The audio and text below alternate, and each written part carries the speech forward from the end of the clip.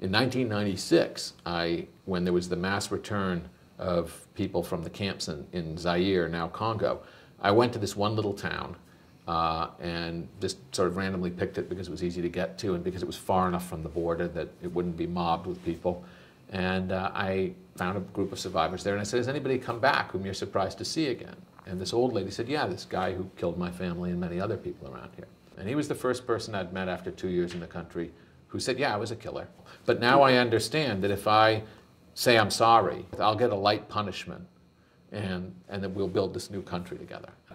This guy's figured out how to game the system. 12 years later, I went back, and I found him there, more or less under the same tree I'd said goodbye to him the last time. And he told me that he just got out of jail, and he admitted everything.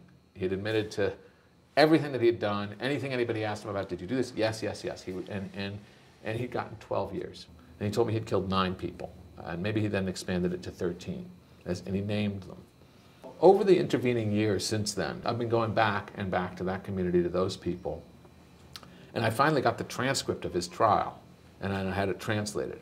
And that's like the most horrific thing. He just sits there and says, yeah, I found this person and their family, and I killed them, and I put them in the toilet. I killed this guy, and I put him in the toilet. At one point he goes, I'm sorry I did that. I didn't kill so-and-so. Another person killed him. But I would have killed him if I'd found him. I wanted to. And at the end, he gets 12 years for 20, 30, 40 murders. I had asked him at one point, did you enjoy this? I couldn't figure out what had moved this guy to distinguish himself. He had never been a community leader before. He was a peasant. Yeah, it was very exciting. It was very exciting. The hunt, the human hunt. Now, obviously, in a place where everybody's being asked to join into something like this, certain people are going to discover, hopefully they didn't know before, a sort of attraction to it, while others hang back. The key ones are going to be people who have something that compels them to it. The strange thing is now he's living here with his family, surrounded by the people whose families he's killed, who don't have their families, don't have their stuff. So I started to think, this 12 years is strange. So I went to look for the judges, and they're hard to find. One of them moved to Uganda, the other one doesn't have a phone. Then I find this one guy, he wouldn't talk about anything. Then I find another judge. This judge was super talkative. And he said, if it was up to me, you know, I would try them and kill them.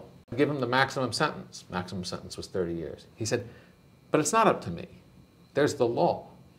My emotions are irrelevant. And the law says, if he admits everything, and this guy admitted everything, and if he asks his pardon, and if he's cooperative, and he does everything by the numbers, 12 years was the maximum we could give him. When you're confronted with this guy, it's all wrong. And yet this has to be done.